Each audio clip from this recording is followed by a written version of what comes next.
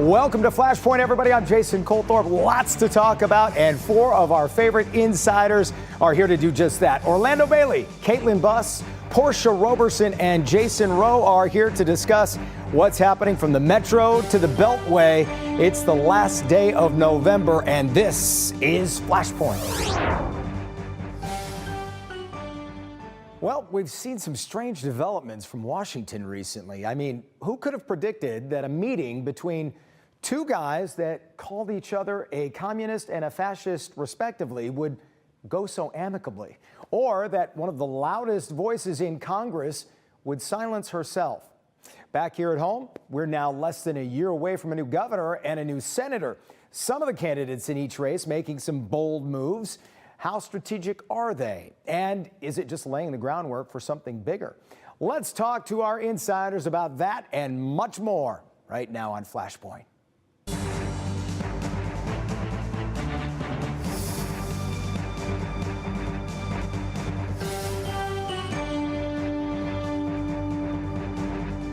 All right, let's introduce the panel this morning. Caitlin Buss is the deputy editorial page editor at the Detroit News. Orlando Bailey, executive director of Outlier Media. Jason Rowe is a political strategist and the head of Rowe Strategic. And Portia Roberson is the vice chair of the Michigan Democratic Party. Issue one is telling the military not to follow illegal orders, an act of treason or sedition. Caitlin. Of course you can.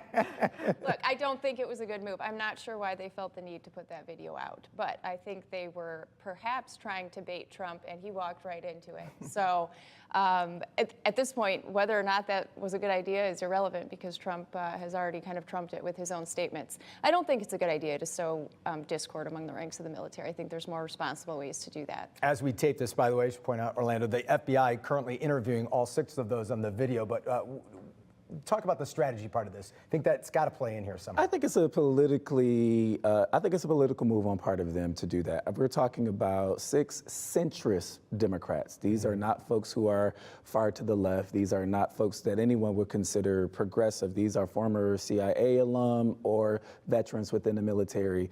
And what they're saying is, according to the Uniform Code of Military Justice, it is a service member's duty not to follow illegal orders. And this is coming at the wake of this tension with Venezuela, and we're blowing up boats in the Pacific, and that was the subtext. The military siege on cities, particularly black cities. So these are folks that probably understand some of the confusion and gaps of information that the public and some of the members of the military probably have when carrying out these orders. Jason, not surprising, Mike Rogers jumped on that, calling it, saying they got caught red-handed because they later admitted that we don't know of any illegal orders he's given so far. Yeah, I thought Rogers was very measured compared to Trump. You know, when you look at the video that he put out, listen, they wanted to be provocative. That was the goal of this video. So none of them should be surprised that it elicited the response that it did. Obviously, like all things Trump, he overcompensated for the moment. And unfortunately, he probably made a star out of Senator Mark Kelly, who is rumored as a presidential candidate. And he's certainly helped Alyssa Slotkin. I think of the 6, those are the 2 that are relatively household names in national politics, and I think the 2 of them are going to raise a ton of money based on Trump's reaction to what they did. Portia, the first thing I thought is they had to know what the next consequence would be to this. So what's the end game for them? Is it to advance what those individuals' careers are?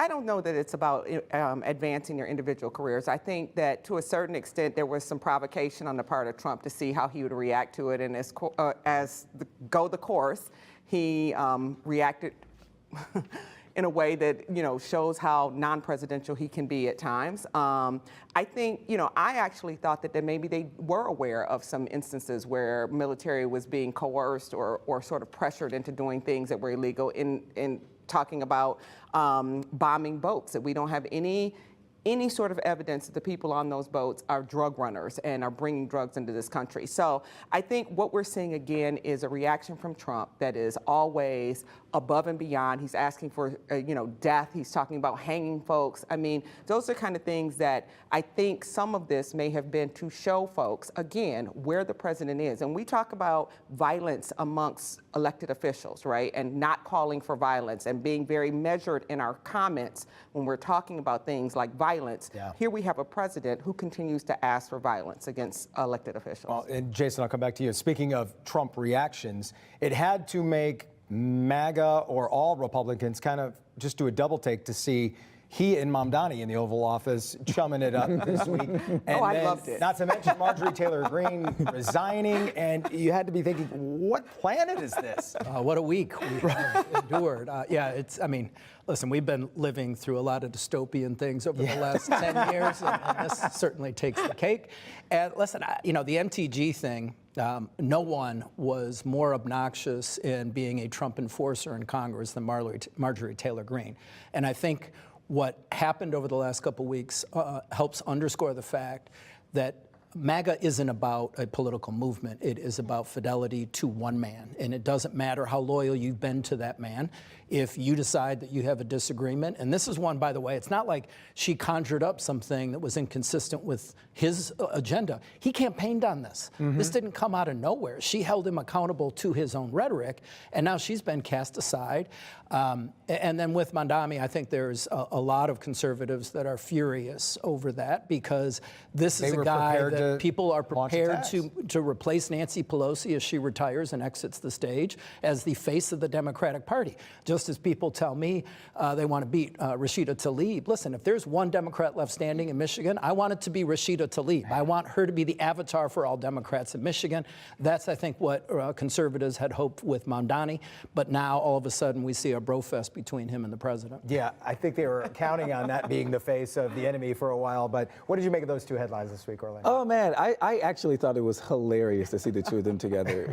One of the things that I thought about is President Trump's business interests in the city of New York. He doesn't need a real enemy in the executive seat in the city of New York, in the person of Mamdani. And, as far as the Marjorie Taylor Greene piece, a lot of the violence that she has come up against and the threats that she has come up against from the MAGA wing, she helped to fan that flame previously, and now that has turned on her. It really is, something to watch, and also the foreshadowing is just crazy that this is the thing. She's standing with women who were victims of Jeffrey Epstein and wanting these files to be released, and that made her an enemy to the president. It's really...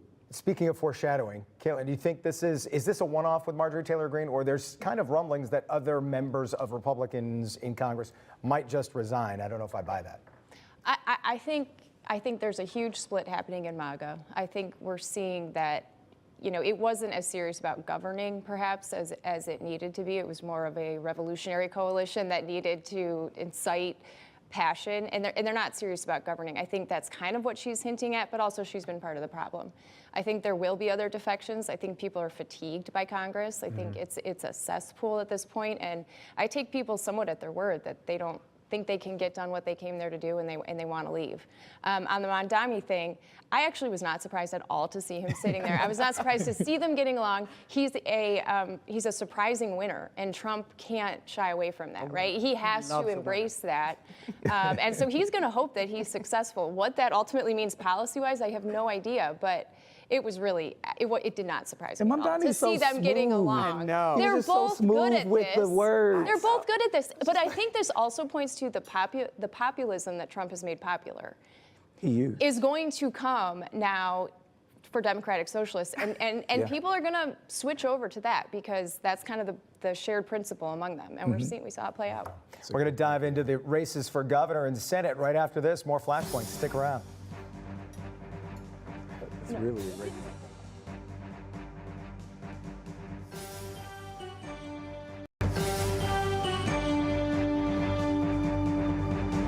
All right, let's dive into these races here in Michigan. Start with the Senate race. A couple of the recent headlines here.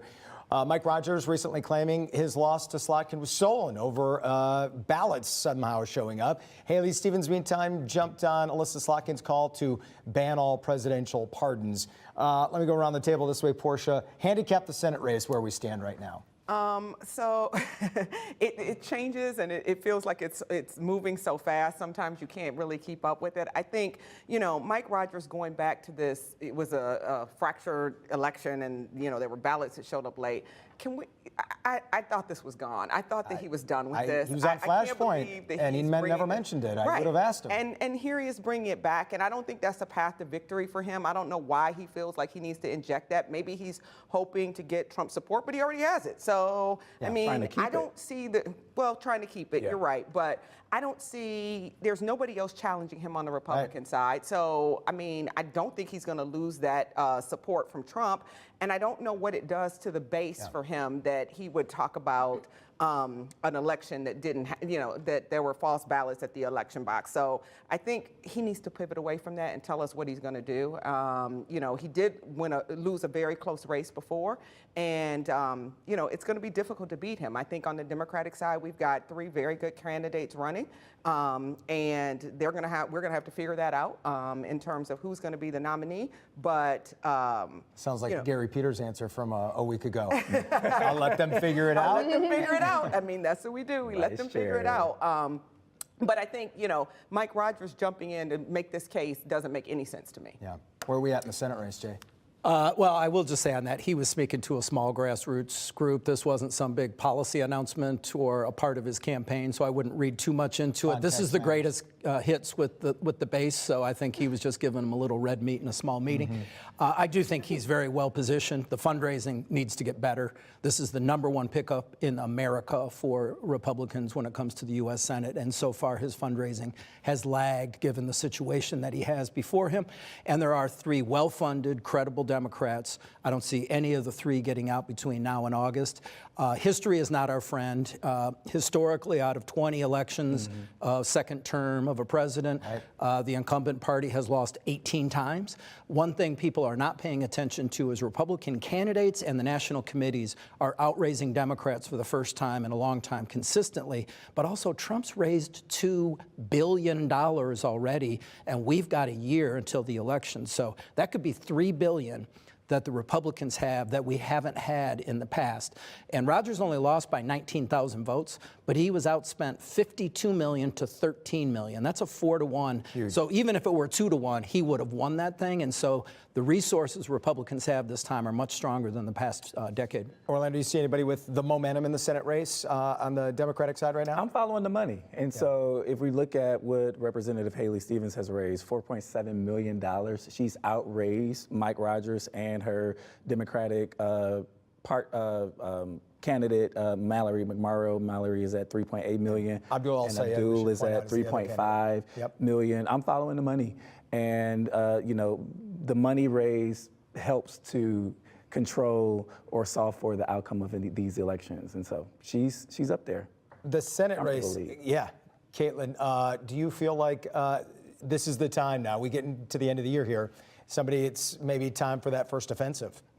Our first big one, I should say. Yeah, no, I think Mike Rogers is holding back too much. I think he could honestly position himself as maybe the leader of the Republican Party here in Michigan and really push the messaging forward, push himself out there more. I mean, there is a challenger in the primary, if she gets signatures and whatnot, but he doesn't have that tense primary to get through like he did last time. So I don't think he should be even having little slip-ups like about 2020.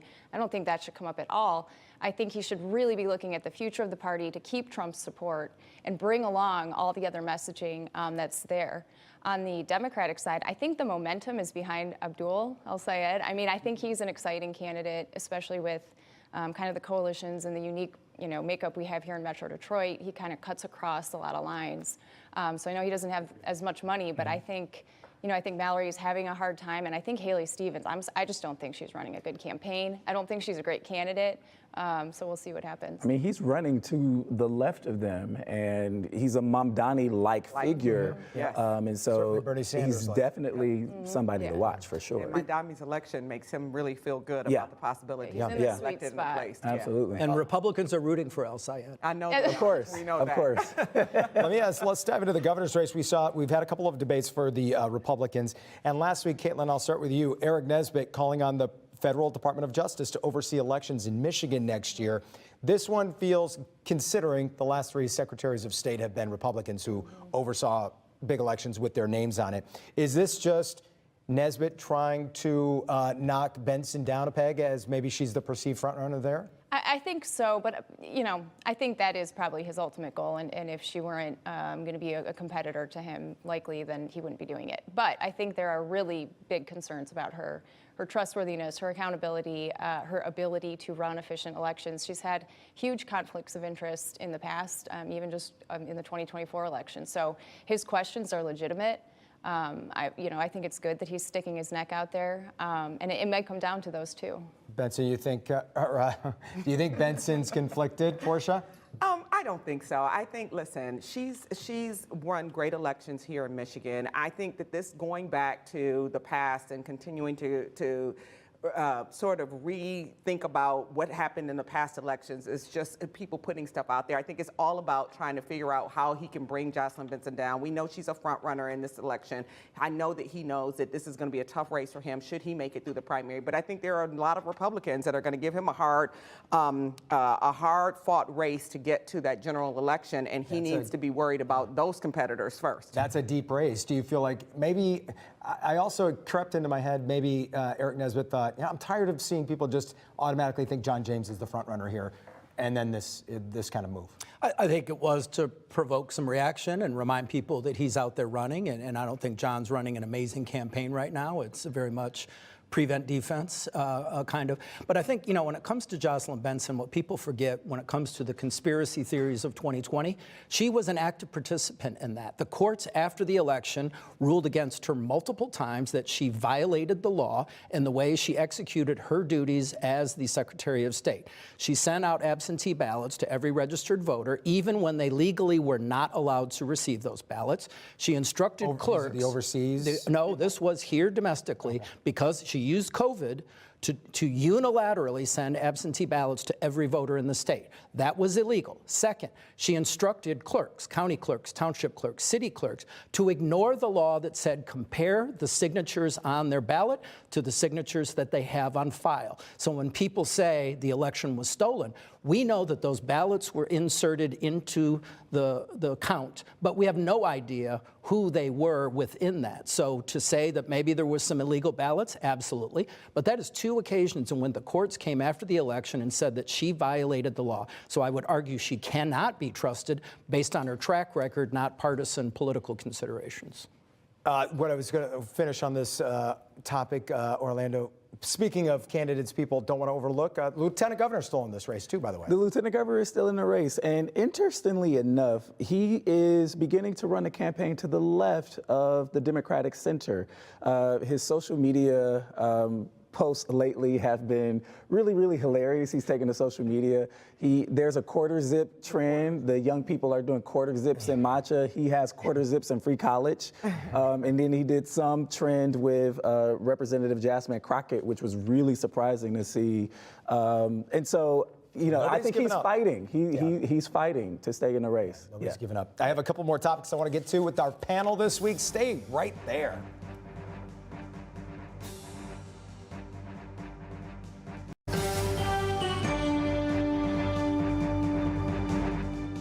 Couple of big stories dropping this week. The first in the Detroit News reporting Governor Whitmer's Road to Michigan Future Fund raised nearly $8 million, almost half of that from unknown donors who critics might expect considerations going forward. Caitlin, it was from your outfit. Let me ask you this. Obviously, it doesn't reflect well on the governor, but also it makes me feel like this is bad for all the Democratic candidates for governor on top of that. Yes, it reflects poorly on her. I don't think she cares. So I think whatever her next, goal is here, whether it's president or whether it's just to be giving her friends, money here at the before something officially starts to keep them close. It's not a good look for her, but it's not a good look for the state. We need to get rid of this undisclosed spending. I mean, these people have had business before her, business before the state. There's huge conflicts of interest. I mean, the donations she's been able to get in, we know they're coming from major industries in this state, major players who control a lot of the lives of the people here out in the public. So it's not a good look for her. I don't think, though, if she pursues being president, that this stuff I don't think it'll hurt her in the long run. So I think she knows that. Portia, let me ask you about Speaker Matt Hall. Another story from the news. Well done, Caitlin. Getting Lions tickets from a Lansing lobbying firm while at the same time saying that he's going to kill any bill regarding transparency for lawmakers. This doesn't feel like you can have it both ways. You can't have it both ways, and this is exactly what he ran on, was transparency. And then he's in the paper saying no, or he's talking about no FOIA. We're not going to cooperate with FOIA. I don't really understand. I mean, we've been asking for this transparency, as Caitlin mentioned, for years. Like, the state wants it, people want it. And it seems like on both sides of the aisle, there is this pushback when it gets too close to actually passing, that people don't truly want that kind of transparency. They don't want to know, the elected officials may or may not want us to know where money is coming from. And I think that it's going to be detrimental to Matt Hall in the long run because, again, this is something he ran on, and now he's gotten there and he switched his position on it, that he doesn't want to be transparent at all. Jason, Orlando, let me ask you guys each, regarding the congressional seats up for grabs next year, any seats do you think are most likely to get flipped? Other than the one that's open, obviously, John James is up in the air. There's 4 competitive seats in the state. There's the Grand Rapids one, which has just been moved to safe Democrat. That's Hillary Skolton. Moving across the state, Lansing, Tom Barrett, first-term member. He's going to get reelected because he has an amazing consultant. Me. That's right. I'm glad you pointed that out. But he's actually off to a great start. He's got 5 bills through the House. He's got that is very targeted, though. It's maybe one of the top 3 seats in the country. It's going to be so. WDIV is going to make a lot of money in TV ads next year. But he's got 3, I think, well-funded, credible Democrats that are going to be fighting it out till August, and that's going to work to his advantage. I'll tell you who's won the lottery is Kristen McDonald-Rivet. That is probably the best pickup opportunity for Republicans in the country. I think Trump won it by 9 points. She won it by 6, or maybe I inverted that. But Republicans have not found a serious candidate to take her on. And I'm telling you, talking to Washington congressional leaders, there's not anybody on the horizon, so she might be okay. The big swing seat and the one that's going to draw the most attention is the John James seat. Is now an open seat. There is a couple good candidates on both sides. I'd keep an eye on Robert Lugerai, who raised $650,000 in the first report, with no Republican money and with no paid Republican or no paid fundraiser. But then you got Mike Bouchard Jr., young, who actually went to high school at Brother Rice with Robert Lugerai, so they are friends. And they're running for Brother Rice's seat in Congress. But Bouchard's dad has been his proxy while he was over in Iraq, and he's basically lined up all the Oakland County political leaders for a Macomb County seat. So I don't know how that's going to play. 20 seconds, thoughts on next year's I don't have anything to add in terms of flipping the seats. Jason, you did a great job. But the race that I am watching is the 13th congressional race. Sri Tanadar is being challenged by a really hungry young state representative. And there's tension around that seat because it has traditionally been occupied by a black person, and it black has leaders not have been. come out and spoken and out. black leaders have spoken out against that, so I'm watching that one. All right. And we're watching all of it, and we'll bring it to you as we get it right here on Flashpoint. My thanks to the panel. We'll see you later, everybody. Thanks, guys.